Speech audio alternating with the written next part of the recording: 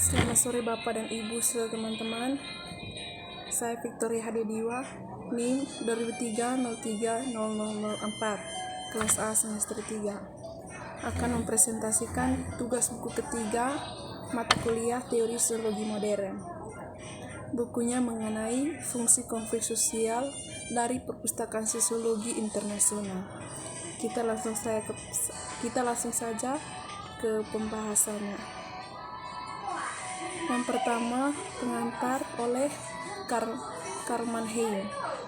Salah satu meeting dari yang baru diselenggarakan di American Sociological Society memiliki konflik sosial sebagai utamanya, dengan topik diskusi Koran Pusat Sosial, dibacakan oleh Darwinis Thomas M. Carver. Menurut pendapat Carver, mungkin ada banyak kasus di mana ada keselarasan kepentingan yang lengkap, tetapi ini tidak menimbulkan masalah, dan oleh karena itu, kita tidak perlu mengkhawatirkan diri kita sendiri tentang mereka. Carver merasa bahwa hanya di mana ketidakharmonisan dan antagonisme terjadi, seseorang dapat berbicara sama sekali tentang moral dan masalah ilmiah. Telah mengorientasikan diri ke arah audiens yang murni akademis dan profesional, atau telah berusaha untuk mencari dengar pendapat di antara para pembuat keputusan di ruang publik atau swasta regresi. Yang kedua, batas konflik dan kelompok. Klasifikasi diperlukan saat membahas mengenai sebuah masalah dalam kelompok. Menurut Simmel, antara pernyataan sosiologis dan psikologis, seperti ketika ia lulus dari diskusi otonomi pribadi ke otonomi kelompok, sehingga mengaburkan fakta bahwa meskipun kepribadian dan sistem sosial mungkin sebagian homolog dan meskipun mereka saling menembus, mereka sama sekali tidak identik. Psikologi genetik 3 dan psikoanalisis telah mengumpulkan banyak bukti untuk menunjukkan bahwa konflik adalah agen yang paling penting untuk pembentukan ego, penuh identitas dan otonomi, yaitu untuk diferensiasi penuh kepribadian dari dunia luar. Yang berikut, namun masalah ini tidak akan menjadi perhatian peneliti. Ini yang bermaksud untuk menangani terutama dengan perilaku individu dalam kelompok. Untuk ini, alasan perasaan permusuhan dan penolakan akan dibahas hanya di mana mereka adalah bagian dari pola sosial, yaitu di mana mereka saat kejadian biasa dapat diamati. Perilaku individu yang hanya idiosinkratik tidak memiliki tempat dalam analisis terstruktur dalam sistem sosial. Dalam masyarakat, di mana mobilitas sosial ke atas dilembagakan, di mana dicapai daripada dianggap berasal dari mendominasi permusuhan antara berbagai struktur berbaur dengan daya tarik positif yang kuat. Untuk itu, lebih tinggi dalam hierarki sosial, yang menyediakan beberapa model perilaku. Jika tidak ada antagonisme, kelompok status akan bubar, karena batas antara mereka dan luar akan menghilang. Tetapi batas-batas ini tetap cair oleh fakta bahwa mobilitas sosial ke atas adalah cita-cita budaya masyarakat semacam itu. Karena alasan inilah perasaan permusuhan antar kelas menjadi khas dalam sistem kelas terbuka, berbeda dari sistem kasta, yang seni artinya sering cenderung berubah menjadi kebencian. Mereka tidak menunjukkan asli penolakan terhadap nilai-nilai atau kelompok-kelompok yang menjadi lawannya perasaan diarahkan, melainkan sikap anggur asam bahwa yang dikutuk diam-diam diambahkan. Sekarang kita dapat menyusun ulang proposisi Simmel, yaitu mengenai konflik yang berfungsi untuk membangun dan mempertahankan identitas dan garis batas masyarakat dan kelompok. Konflik dengan kelompok lain berkontribusi pada pembentukan dan penegasan kembali identitas kelompok dan mempertahankannya batas-batas terhadap dunia sosial.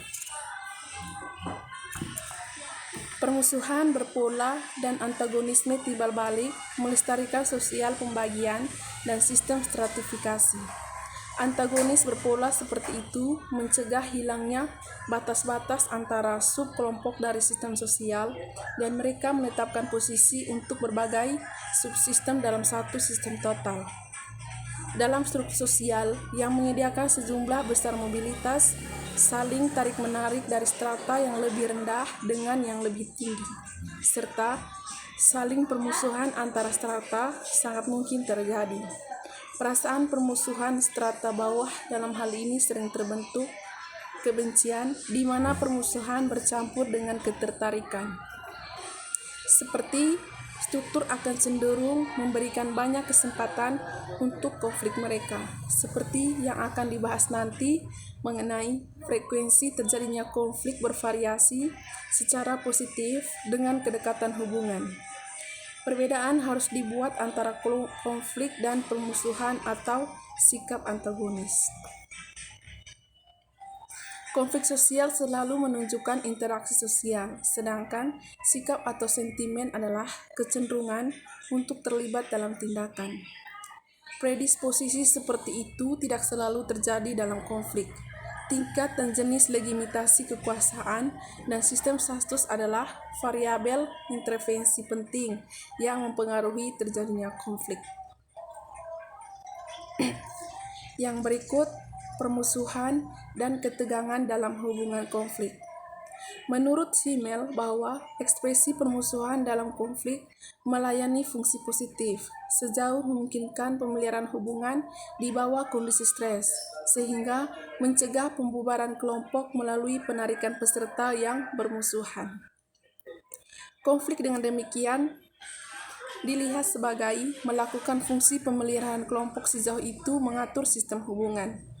Ini membersihkan udara, yaitu menghilangkan akumulasi, diblokir, dan menolak keras permusuhan disposisi dengan membiarkan ekspresi perilaku bebas mereka pada pandangan pertama.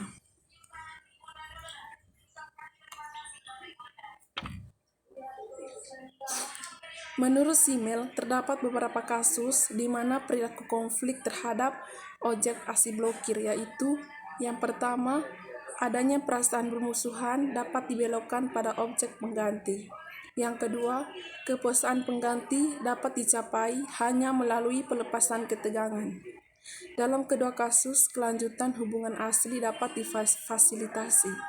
Untuk menguji proposisi ini perlu kemudian untuk mempertahankan perbedaan pertama antara perasaan permusuhan dan manifestasi perilaku mereka. Selain itu, ekspresi relevan dari perasaan ini dalam perilaku setidaknya ada 3 kemungkinan jenis, yaitu yang pertama, ekspresi langsung permusuhan terhadap orang atau kelompok yang merupakan sumber frustrasi. Yang kedua, pemindahan perilaku bermusuhan tersebut ke objek pengganti. Dan yang ketiga, aktivitas pelepasan ketegangan yang memberikan kepuasan tersendiri tanpa membutuhkan objek atau objek pengganti. Simmel berpendapat dapat dikatakan memajukan teori katup pengaman tentang konflik. Konflik berfungsi sebagai jalan keluar untuk melepaskan permusuhan yang jika tidak ada saluran keluar seperti itu akan memutuskan hubungan antara antagonis.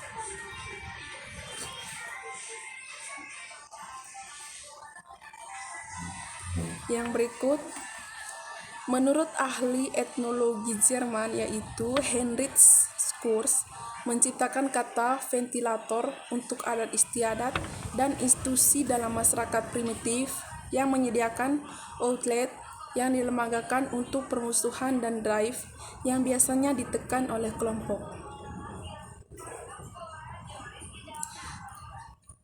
Pesta orgasme di aturan biasa perilaku seksual dan penghindaran dapat dengan aman dilanggar dalam memberikan contoh yang nyaman. Gerai tersebut, seperti sosiolog Jerman yaitu Vierkan, telah menunjukkan sebagai yang berfungsi untuk drive yang ditekan, dan dengan demikian melestarikan sisa kehidupan sosial dari dampak destruktifnya. Yang pertama, Ada kasus di mana permusuhan memang diekspresikan terhadap objek aslinya, tetapi dapat diekspresikan secara tidak langsung dan bahkan tanpa disadari.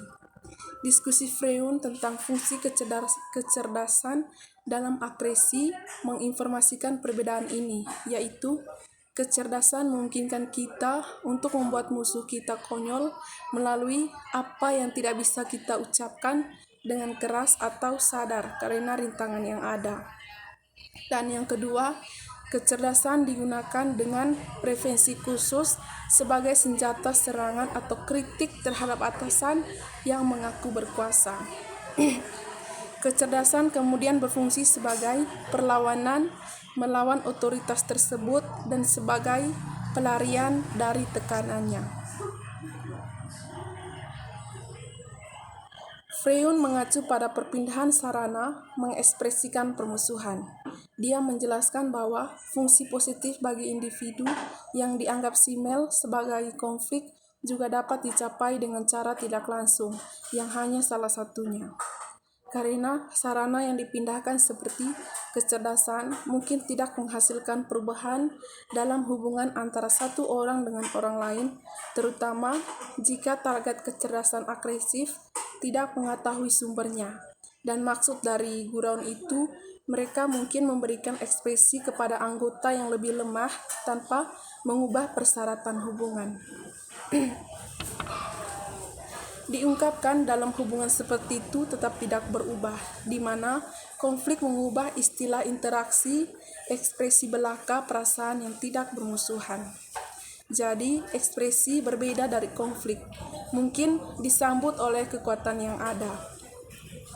Perbedaan yang mereka perkenalkan antara perpindahan sarana dan perpindahan objek memiliki signifikasi sosiologis yang besar, karena dalam kasus perpindahan sarana atau seperti dapat melalui kecerdasan, teater, dan lain-lain, itu berarti tidak ada konflik yang dilakukan.